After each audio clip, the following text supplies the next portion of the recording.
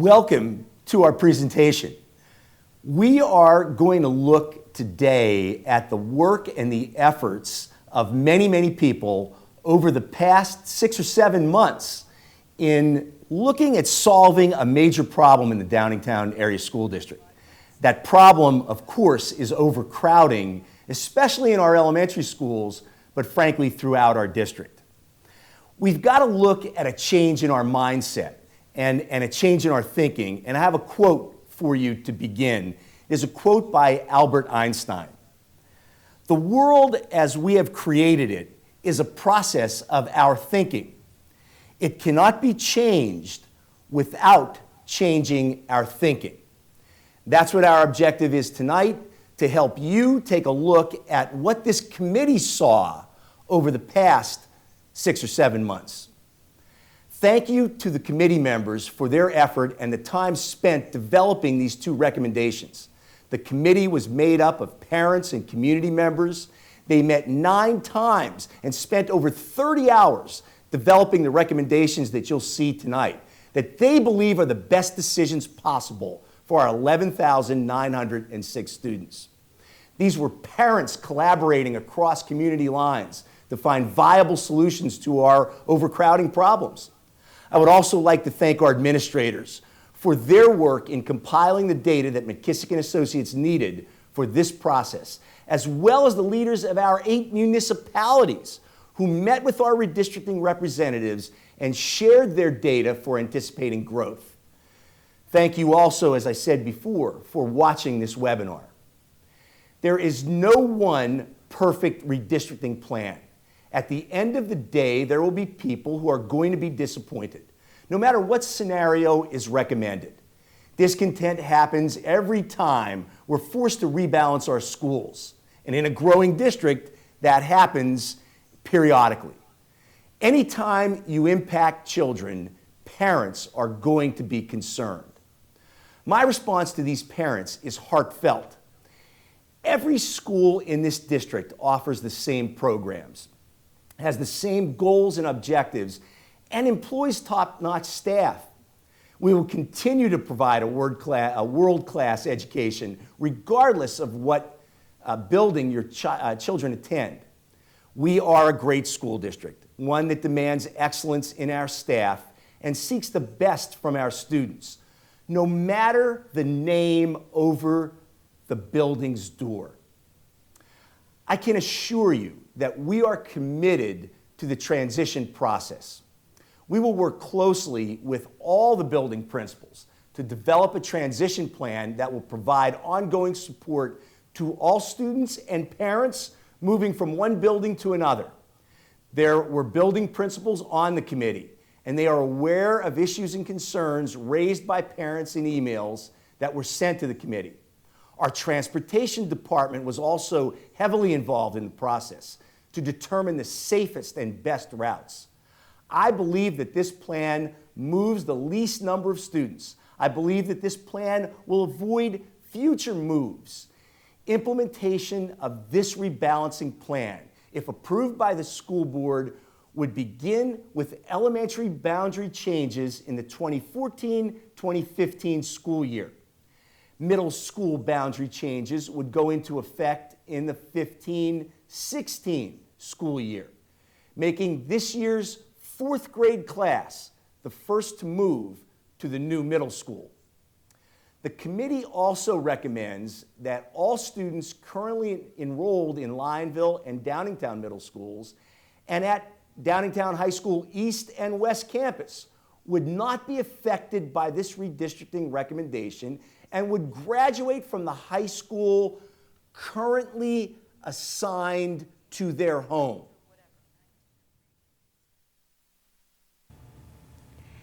The opening of the 6th grade center created an opportunity to set the K-12 attendance boundary beyond the 2014-15 school year.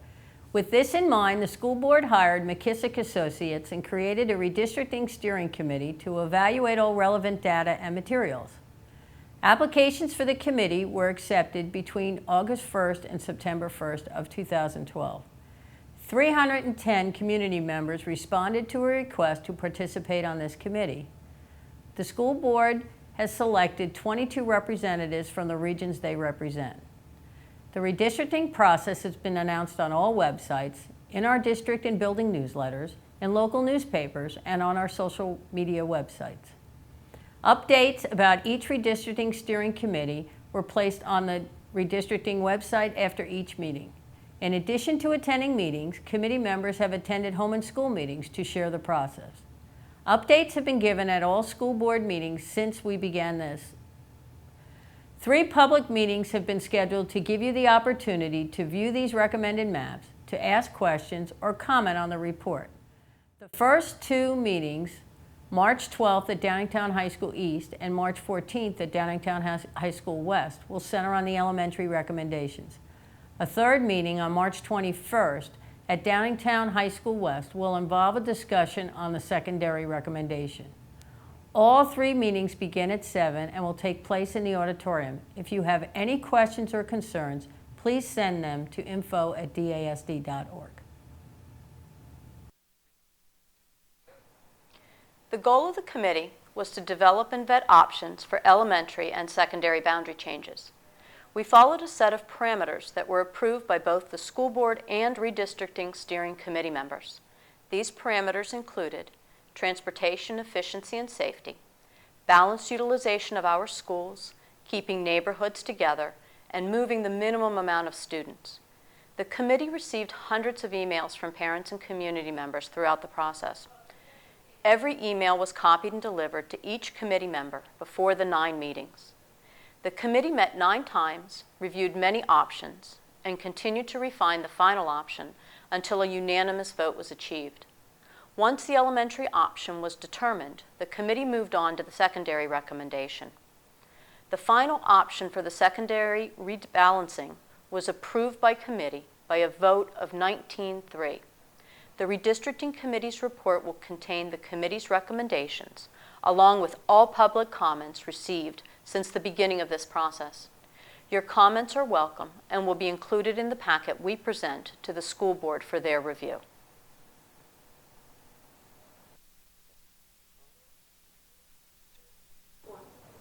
Good evening. My name is Vern McKissick with McKissick Associates Insights, and before we give an overview of the actual recommendations, I want to take a few moments just to go over the process that was used to support the committee's decision-making process.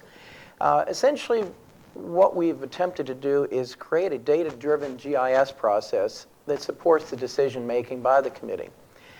In order to do this, we utilized what's called a GIS, Geographic Information System, which is essentially CAD for mapping. It allows us to work in a 3D world with a whole variety of data that would normally be depicted in tables and other sorts of less understandable formats. In working with this, we began by contacting Chester County, who were generous enough to provide us with a very extensive GIS database they developed, which includes roads, topography, homes, residences, and so on, as well as zoning. Working with this, we augmented the database using data available from the school district, which gave us the locations of students and other demographic data, but we were very careful and insisted on no student names. So we have residences and locations so we can amalgamate data, which is used in these reviews, but no specific student names. To that, we then applied a software package called ERSI, which is a industry standard geographic mapping system, which provides us with algorithms for grouping and sorting, counting, and assigning students based on roads and other data that we would give in. Now, in the past, there had been some questions relative to future development. That's always been a question, and it's been the issue that's underlain many of the redistrictings in the past for the district. We began by contacting all townships, the officials in the zoning offices. They're very helpful to us in order to determine what is the post-2007 housing crisis actual picture within the district. That was coupled, it gave us both the developments that are ongoing now, developments that have been postponed, developments that may happen within a 5-year period, and developments that may happen within 10. In addition to that, we also looked at current zoning in areas that could, in the future, have development in addition to that. Working with that, we augmented the enrollment projections. Now, enrollment projections are built on several factors. First of all, we begin with actual students and students that have progressed in the past few years. That's something called cohort survival. To that, we augment with actual live birth data from the Pennsylvania Department of Health for the municipalities that make up the Downingtown School District. One of the things we found, of course, is the continuing decline in the birth rate, which had not been projected in years past, which, as you will see, has had some factor in the ultimate enrollment projections.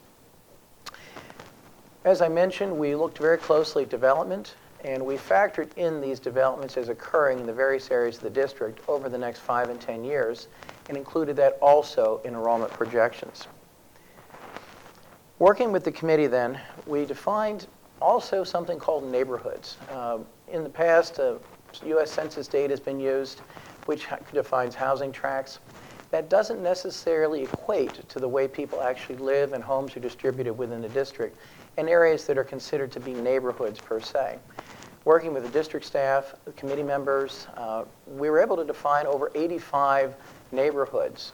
And these were used as part of our analysis with the given that they not be split, at least to the greatest degree possible. Once we defined enrollment projections, we defined the student residences and future development. The next thing that was necessary was to visit the schools and to determine the actual practical capacity for those buildings. In the past, you may have seen various numbers as part of building projects where people have talked about something called PDE, PlanCon capacity, and those are numbers that are really there for the purpose of calculating aid. They do not have a direct tie to the actual way a building is being used by the school district or can be used. So based upon visitations and recalculations, we determined the capacities of the various district buildings and factored that in. With all of that data in place, we then began the process of custom modeling a number of options. Ultimately, I believe it was a neighborhood of 16 elementary options and over 15 secondary options that were looked at. Those options were presented to the committee over the various meetings over the 30 hours that they did meet, and using a closed ballot or secret ballot process were eliminated down to the one option that I will be reviewing here with you in a moment. Okay. Rebalancing our schools, the redistricting steering committee recommendations. First, we began by establishing the committee charge, and that was simply to recommend new attendance boundaries to the school board. While there are many topics that come up in discussion, it was important that we focus upon one specific issue, which was that of redistricting. Next, we'll be looking to gather community input. The school board will be reviewing the recommendations and the community input, and finally it will be a school board decision regarding the boundaries later this spring. Factors considered by the committee was first of all very important to keep neighborhoods intact, to minimize the displacement of students, to balance the enrollment with the school size, accommodate future growth, ensure efficiency of transportation, maintain economic and social diversity, and as much as possible create a long-lasting plan that would permit the students now entering school to be matriculated from the revised attendance area. Decision-making criteria was established first by creating a representative committee. The input was shared, both public input with all committee members, and very concerned that it be transparent and to communicate the progress to the community as we have done over the past 5 or 6 months. We used a variety of communications methods to keep the community informed throughout this process. Updates via the website, D-Link, school board meetings, info sessions at home and school board meetings, webinar to announce the recommendations, which is tonight, public meetings to review the recommendations, which are forthcoming, the acceptance of comments and communicating those to the board, and finally the school board meetings and final vote. As we began the process, it was most important to establish the areas of potential growth. As you can see on the screen at this point, the various municipalities that make up the township, we began by talking with the local development officials and determined key areas, as indicated by the yellow, where development in the next 5 years had a high likelihood of occurring. We also then looked at development that's a little bit further out that was either permitted and underway or land that had been purchased and discussions underway for future development. You can note that in Wallace, Upper Euclid, and East Brandywine Township, the majority of these identified 5 to 10-year development parcels were located. Now what we've now brought up is a map showing the existing schools and the colors as you follow them in the existing attendance areas. You will note in some cases, such as Pickering Valley, that the building is nearly located outside of its own attendance area. Brandywine Wallace being similar. Other buildings such as West Bradford being more appropriately located. Euclid Hills, again, one of the goals is to ensure that these attendance areas are as logical and effective as possible. We looked at current enrollment and utilizations, and what is on your screen now are the current enrollments in the first column. I'll take Beaver Creek as an example. Current utilization based on its calculated practical capacity is 83.1%. Over the next 5 years, that's expected to drop to 78.2%, and over time, in 10-year period, it would rise or would further decline to 77.5%. This is partially due to the decline in the overall enrollment or birth rates, and as they affect the enrollment projections. As you can see, the remaining buildings, the ones of key concern, Lionville at 99.1% utilization, Pickering Valley at 101% utilization, and West Bradford at 96.5%. Conversely, Shimona Creek at 63.8% and Springton Manor at 64.7%. Begin to illustrate some of the challenges facing the committee. A chart attempts to show this graphically. 2 lines that are key. The red line at the top is 100% utilization. The dotted line below represents 85% utilization. 85% utilization was the target established by the committee and also considered to be good educational planning. That would afford excess capacity to remain in each of the buildings if 85% could be achieved, which will allow for scheduling of the occasional oversized class that may have an additional section, the need for specialty programs, and other similar requirements.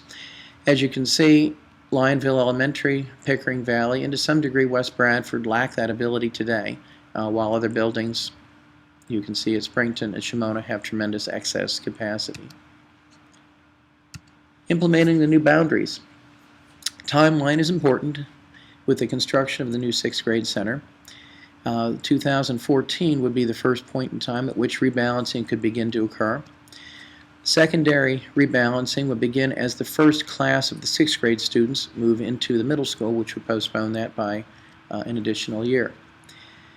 And of course, for those of you who may not be familiar, there are 10 elementary schools in the district, and all of these will be infected to one degree or another by the proposed changes. Again, the attendance areas of the district, as they are today, the next 5 years development, and 5 to 10-year development. So as you begin to look at areas such as Brandywine Wallace, you can see considerable development. Springton Manor, 5 to 10-year considerable development, and in the Pickering Valley area. And these began to inform the options as they were developed.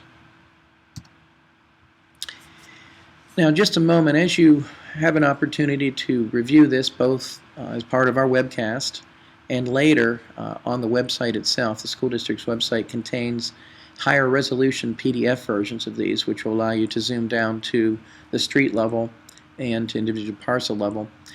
We attempted to develop a key that would make it easier for understanding. First of all, stars indicating locations of school. Most importantly, the red boundaries with the color infill are the proposed changes. You'll see a number of small purple lines that may not appear in any map you've ever seen before. These are the defined neighborhoods that we worked to develop and to maintain. And as you look through, you will see the shading colors represent the new attendance areas. The black lines represent existing attendance boundaries.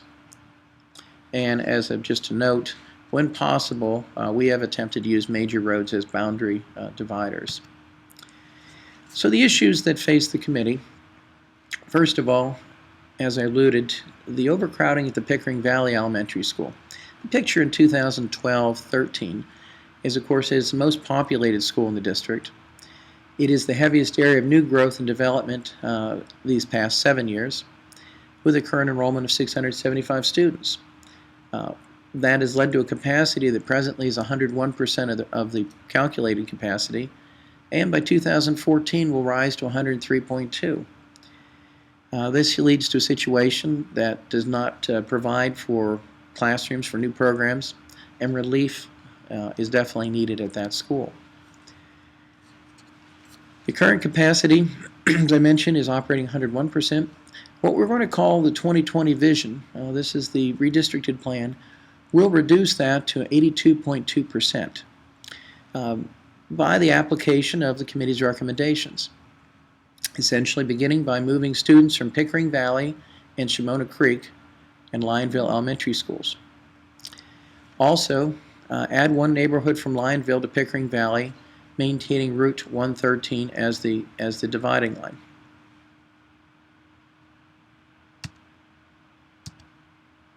Neighborhoods affected from Pickering Valley to Shimona Creek will be Windsor Ridge, from Pickering Valley to Lionville Elementary, West Pikeland south of Route 113, as highlighted on the screen. Another issue that was evaluated by the committee was Lionville Elementary shift to be able to accept the new Pickering Valley elementary students. Current capacity at Lionville is 99.1%. The 2020 vision attempts to reduce this to 87.2%. The committee recommendation to achieve this is to add neighborhoods from Pickering Valley, move neighborhoods to Euclid Hills, and move one neighborhood to Pickering Valley.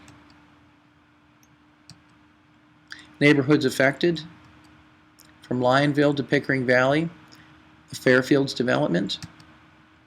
From Lionville to Euclid Hills, Weaver's Pond, Whitford Hills Road, Woodland Circle, Webb Road, McIlvaine Drive, Old Kings Highway, Downing Circle, Long Drive, and from Euclid Hills to Lionville, Rourke Road, Sherry Boulevard, which currently provide no students within those attendance areas. And again, as highlighting on our screen, those zones.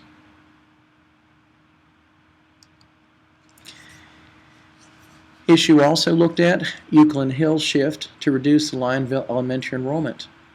The current capacity is at 80.5%. The 2020 vision will be at 78.1%. The committee's recommendation in this regard is to move northern neighborhoods to Lionville and Shimona Creek and add southern neighborhoods from Lionville. The neighborhoods affected from Euclid Hills to Shimona Creek would be Eagleview East and Eagleview West. From Lionville to Euclid Hills, Weaver's Pond, Whitford Hills Road, Woodland Circle, Webb Road, McIlvaine Drive, Old Kings Highway, Downing Circle, and Long Drive. And from eastwards to Euclid Hills, the Cornerstone Apartments.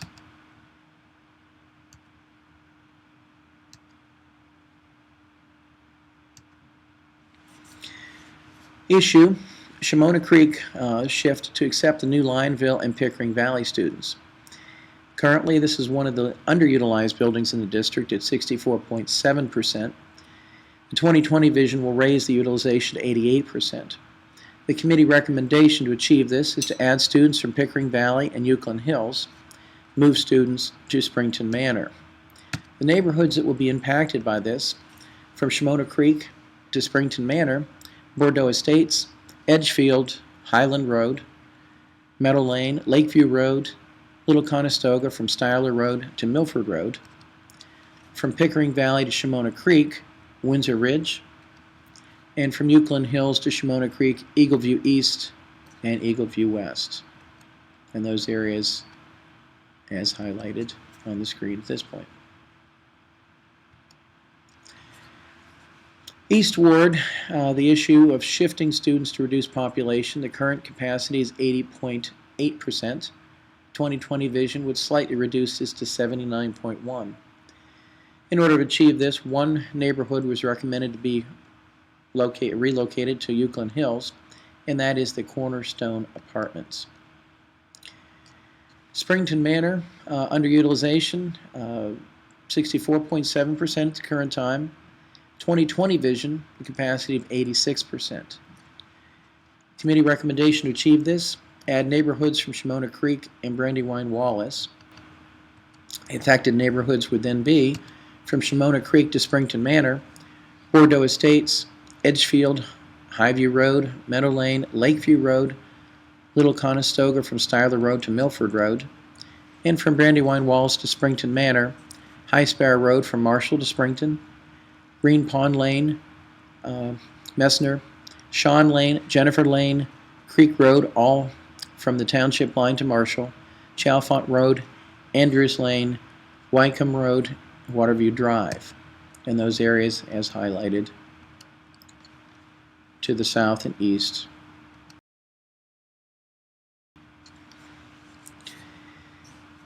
Issue at hand, Brandywine Wallace underutilization. The current capacity is operating at 71%.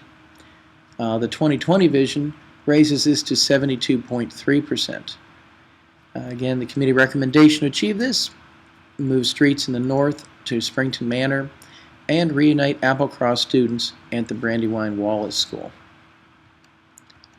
Neighborhoods affected from Brandywine Wallace to Springton Manor, see Springton Manor, from Beaver Creek to Brandywine Wallace, Creek Road between Hopewell and Reeds Road, Hawk Hill Road, Crawford Road, East Reeseville Road, Sills Lane, Norland Drive, Trago Lane, Mercer Drive, Zinn Road from Hadfield to East Reeseville Road, Heatherwind East, and Bondsville Road from Horseshoe Pike to Hadfield Road.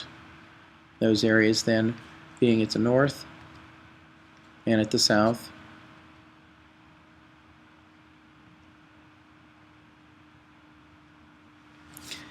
Beaver Creek shift to increase enrollment at Brandywine Wallace. Current capacity is operating at 83.1%. The 2020 vision would have a capacity of 76.7%. The committee recommendation to achieve this is to add a neighborhood from West Bradford, add a neighborhood from Brandywine Wallace, and move northern neighborhoods to Brandywine Wallace. The affected neighborhoods then would be from Beaver Creek to Brandywine Wallace, see the Brandywine Wallace, from West Bradford to Beaver Creek, Highlands Development, Colonial Road, or Colonial Woods, Poorhouse Road from Marshallton, Thorndale, to and including North and South Forest Hills. Applecross area as previously, and Brandywine Heights. West Bradford shift to reduce population. Currently, the building is operating at 96.9% capacity. The goal, again, was to reduce to as close to 85 as possible. The 2020 vision would be 81.8%. The committee recommendation to achieve this, shift neighborhoods to Bradford Heights and Beaver Creek. Issue: West Bradford Elementary shift to reduce population. Neighborhoods affected from West Bradford to Beaver Creek, Highlands Development, Colonial Woods, Poorhouse Road from Marshallton, Thorndale to and including North and South Forest Hills. From West Bradford to Bradford Heights Elementary, DeLong Drive, Doyle Drive, Sagebrush Ridge, Butternut Circle, Groundhog College Road, Warpath Road, Broad Run Road between Clayton Road and Strasburg Road, Telegraph Road between Strasburg Road west to the district boundary. Issue: Bradford Heights to assist West Bradford by accepting one new neighborhood. The current capacity is 71.6%. The 2020 vision will raise this to 73.7% utilization. The committee recommendation is to move neighborhoods from West Bradford. The neighborhoods affected from West Bradford to Bradford Heights include DeLong Drive, Doyle Drive, Sagebrush Ridge, Butternut Circle, Groundhog College Road, Warpath Road, Broad Run Road between Clayton Road and Strasburg Road, and Telegraph Road between Strasburg Road west to the district boundary. Upon completion of these recommendations, the balanced enrollment and utilization would look as is depicted on our current chart. First two columns are current. I'll use Beaver Creek as an example. 83.1% is the current utilization. The 2014 balanced utilization will be 78%, and the 10-year balanced utilization would be 76.7%. Now, one question that has often been asked is, and this is a good example building, how can the utilization actually drop if there is developments occurring within the district as we've identified and projecting? What we've identified as occurring is the decline in the birth rate, which has continued since 2007 to the present day. And also, it's important to take into account that a substantial number of students in the district who would be in new developments could and will most likely take advantage of alternative education opportunities, whether it be religious schools, charter schools, etc. We've assumed for the purpose of our study similar percentages as currently have been experienced by the district. So in many of these cases you will actually see a decline in 10 years as the current birth dearth works its way through the overall system. Again, what these charts would look like, the green is the current utilization, the buff is the 2014 utilization, and as you can see, Beaver Creek would find itself slightly reduced, Bradford Heights slightly increased, Brandywine Wallace slightly increased, East Ward slightly decreased but essentially the same, substantial difference at Lionville, and again the goal is the dotted red line, which is 85% utilization. Pickering Creek would be substantially reduced in its utilization. Shimona Creek substantially increased. Springton Manor substantially increased. Yukon Hills a slight decrease, and West Bradford a substantial decrease. Again, the goal being to achieve as even a utilization across the entire district as possible. Again, the implementation of the elementary changes will not impact your students this fall. It is key to occur concurrently with the opening of the 6th grade center, and that will be for the 2014-15 school year. And again, to point, there will be no changes this coming school year, 13-14 or 14-15, to the high school or middle school boundaries. The committee also dealt with the issue of high school balancing. As depicted by the graphic on the screen, it's anticipated with no change that by the 2015 school year there could be as much as a 21% imbalance between the two schools, with the Downingtown High School East being more heavily utilized than West. Using the same methodology, on your screen is the currently defined attendance areas for Downingtown East and Downingtown West in the blue.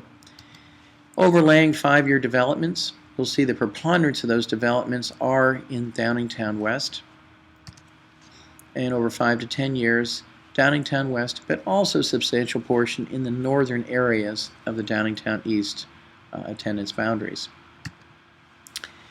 So the issue becomes overcrowding at Downingtown East. In 2012-2013, it is a smaller building physically with a higher student population.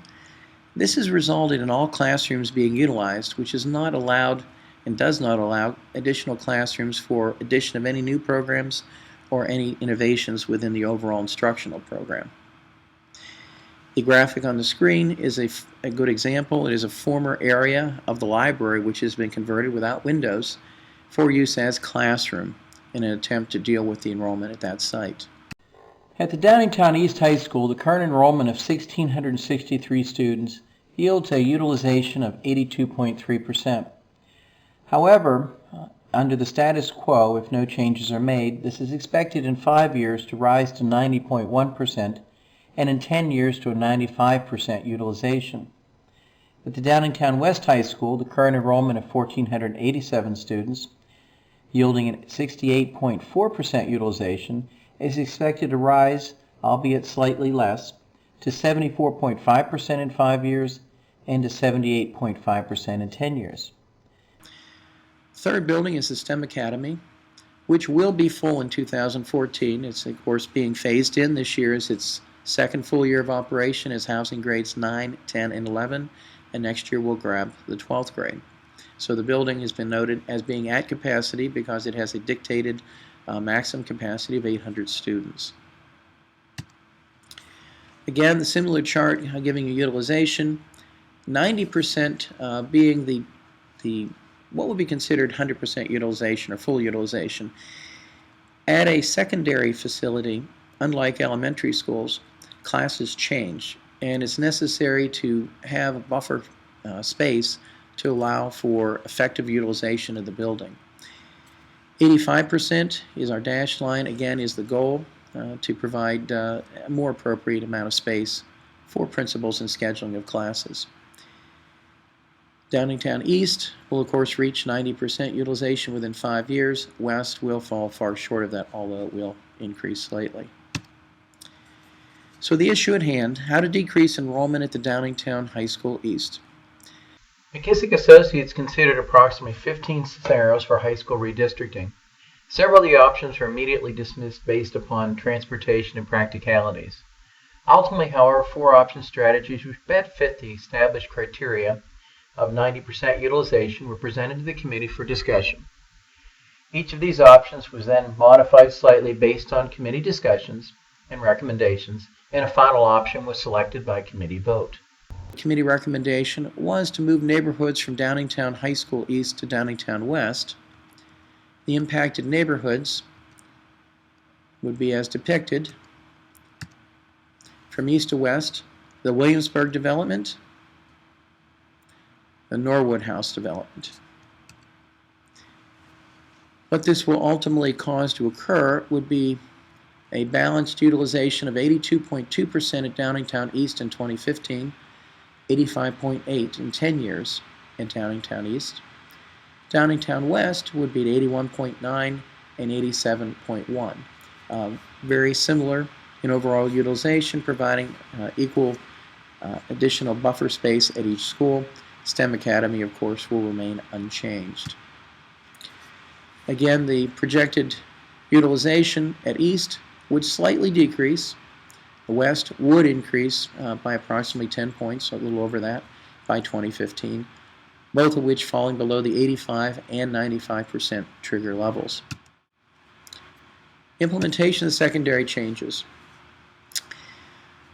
One of the key concerns of the Redistricting Steering Committee was that all the students currently enrolled in middle school and high school would remain in their currently assigned school. Therefore, in order to achieve this, the recommendation was that the new high school boundary modification plan would go into effect only in the 2015-2016 school year. In 2015, students from the Williamsburg and Norwood House neighborhoods who are currently enrolled in the Lionville Middle School and Downingtown High School East will be assigned to Downingtown West High School. However, and I need to emphasize, these students will also have the option to continue to attend Downingtown High School East should they choose to do so through graduation. As such, the current 4th grade students in the district will be the first 7th grade class to move.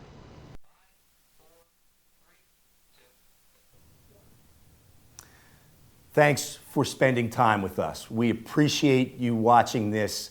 This represents hours and hours of work from a lot of people.